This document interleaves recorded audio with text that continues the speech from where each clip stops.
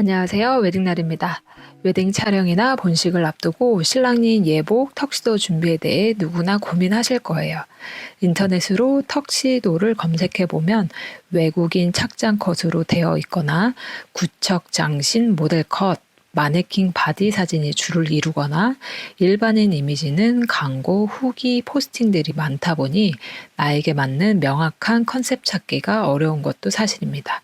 예비 커플분들이라면 아마 두 가지 상황에서 턱시도 준비에 대해 알아보게 되실 텐데요. 첫 번째 웨딩 촬영, 두 번째 결혼식.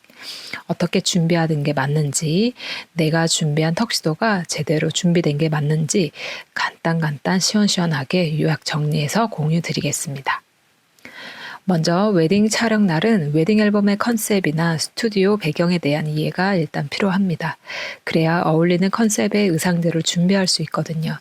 그리고 가장 중요한 신부님이 최종 결정하신 웨딩드레스의 스타일에 따라 신랑님의 촬영 수트가 결정된다고 보시면 됩니다.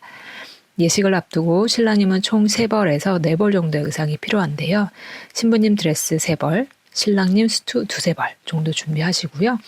본식은 신부님 드레스 1벌, 2부 의상이 있다면 신랑님도 본식용 1벌에 2부 의상까지 고려하시면 좋습니다. 신랑님 수트 벌수를 꼭 웨딩드레스와 똑같이 맞추실 필요는 없어요. 셔츠나 티셔츠로 이너를 변형하거나 자켓 변형 콤비 스타일로 연출하시면 2벌 의상이 3-4벌의 코디로도 다양하게 스타일링 연출이 가능합니다. 요즘은 자켓 없이 노자켓 코디도 연출을 많이 하는 편인 것 같고요. 준비된 의상으로 다양하게 스타일링 할 수 있는 방법들이 요즘은 더 많은 것 같습니다. 그리고 가장 중요한 예식날 코디, 단연 핏이 예쁜 블랙 턱시도를 준비하시는 편이에요. 맞춤 예복을 일반 정장으로 맞추더라도 예식날을 위해 턱시도처럼 라펠을 변형해서 코디하는 것처럼 블랙 턱시도는 예식날 신랑님을 위한 1등 룩이라고 해도 과언이 아닙니다. 일반 수트를 입고 예식 단상에 입장하시기에는 너무 심심하고 신부님의 화려하고 스케일이 큰 웨딩드레스에 코디하기엔 일반 수트가 자칫 초라해 보일 수 있거든요. 예식도 촬영날도 조화로운 느낌이 가장 중요한 포인트인 것 같습니다. 어느 한쪽이 너무 평범하고 갖춰 입지 않은 느낌이 나면 곤란하겠죠? 우선 야외 예식을 계획하고 계신 분들은요. 야외식만큼은 블랙 턱시도를 꼭 고집하지는 않습니다. 그린그린한 배경에 어울리는 혹은 예식 계절에 맞춘 다양한 컬러의 수트를 계획하시는 것도 센스 있는 코디처럼 보이실 거예요. 예쁜 핏, 다양한 사이즈 가지고 있는지 상황별 의상 선택이 맞는지 고민도 해결해 드리고 합리적인 비용으로 소비를 하고 있는 건지에 대한 고민도 있으실 텐데 필요 상황에 맞는 좀 더 자세한 정보나 상담을 원하시면 고정 댓글 링크 꼭 참조해 주십시오. 빠르게 답변 넣어 드릴게요. 다음으로는 턱시도 기본 구성과 대여 구성, 평균 대여 비용까지 알아보고 마지막으로 웨딩 스튜디오 샘플 앨범에 코디되어 있는 턱시도 커플 사진도 보면서 웨딩드레스 컨셉 힌트도 얻어가 보십시오. 먼저 턱시도 구성에 대해 살펴보겠습니다. 본 내용만 보셔도 내가 제대로 갖춰 입었는지 일반 수트와 어떤 디테일들이 다른지 이제 알게 되실 거예요. 지인분들 결혼식장 가시면 턱시도구나.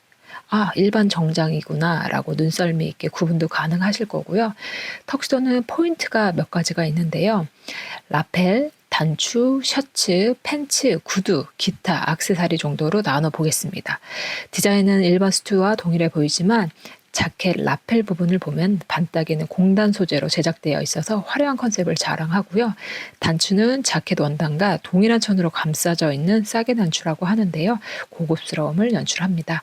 셔츠는 핀턱 셔츠를 꼭 입지 않더라도 보호타이 카라라고 해서 보호타이를 내가 만약에 코디할 거다라고 하시면 꼭 턱시도 셔츠를 입으시면 좋습니다. 목선을 옆으로 봤을 때 셔츠 라인에 보호타이 밴딩 보이는 게 예쁘더라고요. 구두는 턱시도 구두를 별도로 코디하는 게 맞지만 신부님 키와 밸런스가 맞도록 키높이 구두 활용을 많이 하시는 편입니다. 액세서리는 보타이나 실크타이 연출이 많은 편이고요. 허리에 착용하는 커머번드라고 해서 함께 세팅하시면 멋스럽습니다. 셔츠가 삐져나오거나 라운백 커버도 가능하고요.